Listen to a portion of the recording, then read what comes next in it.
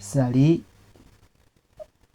salut à toutes et à tous, bienvenue dans cette vidéo. Aujourd'hui, nous allons voir une différence très importante en JavaScript.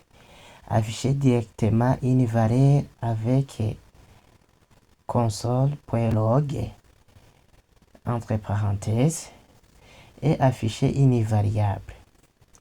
Beaucoup de débutants se demandent pourquoi parfois on écrit console.log entre parenthèses, j'ouvre les guillemets, je ferme les guillemets et je ferme la parenthèse, point virgule, et d'autres fois console.log name, point virgule.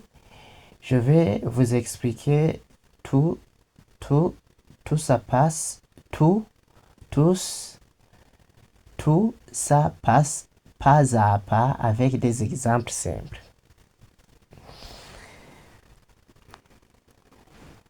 Qu'est-ce que nous allons faire dans un premier temps? On va revenir sur le projet qui s'appelle JavaScript qui contient des fichiers index.html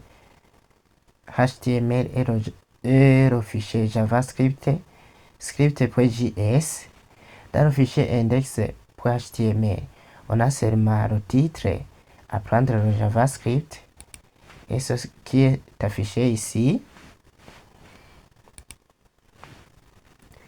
Et on a pu connecter le fichier HTML et le fichier JavaScript avec la balise script qui a l'attribut SRS qui signifie source script.js.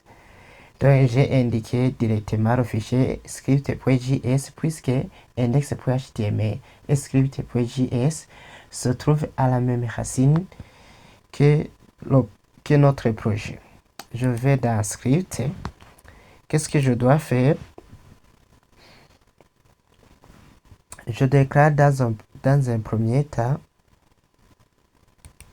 une variable que je vais nommer. Je mets name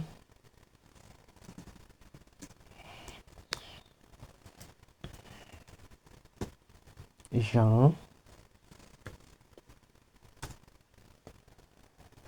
et j'affiche cette variable console log name. Même si c'est barré, je sais que ça va passer. Regardez ici dans la console. Quand j'enregistrerai, vous allez trouver que c'est affiché Jean. Voilà, il s'est affiché Jean. Ici, j'ai créé une variable qui s'appelle name. Cette variable s'appelle name, qui contient le texte Jean. Quand j'utilise console.log name, la console va afficher Jean. La console, ici, console.log name a affiché Jean. C'est le résultat qu'on a vu.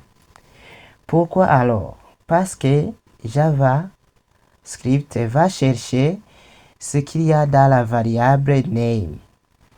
Donc ici, JavaScript a cherché toi la variable name. Est-ce que tu contiens quoi? Je contiens la valeur qui s'appelle Jean. Et il m'a affiché alors la valeur Jean. Exemple qui suit, si plus tard je change ici la variable, je redonne la valeur Pierre.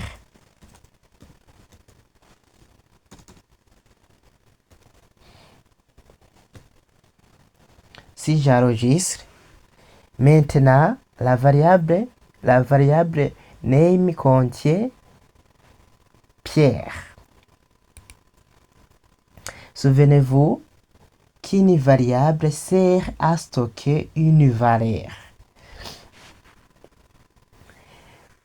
Si plus tard je change ma variable name et que je reçois la valeur Pierre, console.log name, le résultat c'est Pierre. C'est ce que nous venons de voir. C'est très pratique car on ne doit pas modifier le console.log. Donc ici dans console.log, on ne doit pas modifier quelque chose. Chaque fois, il suffit de changer la valeur de la variable. On a changé la valeur de la variable. Dans un premier temps, c'était Jean et on l'a changé avec Pierre.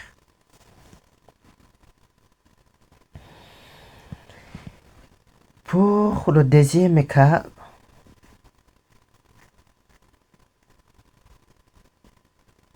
je vais implanter, je vais faire le commentaire de ce bout de code que je viens de faire. Je vais faire un commentaire sur plusieurs lignes et je mets alors console.log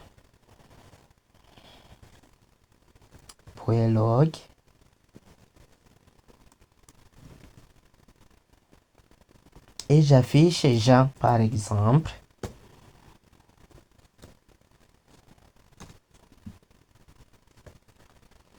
J'enregistre.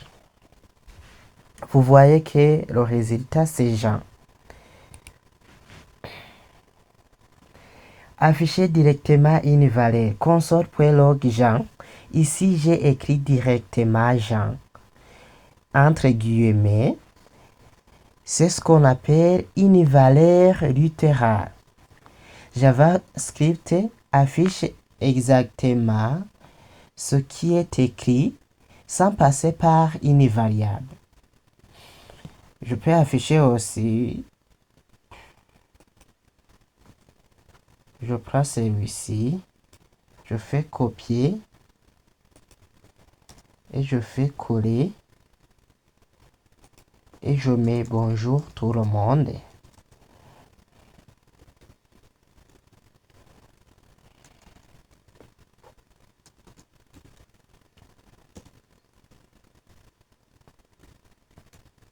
Bonjour tout le monde. J'enregistre et nous voyons que je trouve bonjour tout le monde. Ici, avec console.log bonjour tout le monde, le résultat c'est bonjour tout le monde. C'est ce que nous venons de voir. On utilise cette méthode quand on veut afficher un message fixe qui ne dépend pas d'une variable.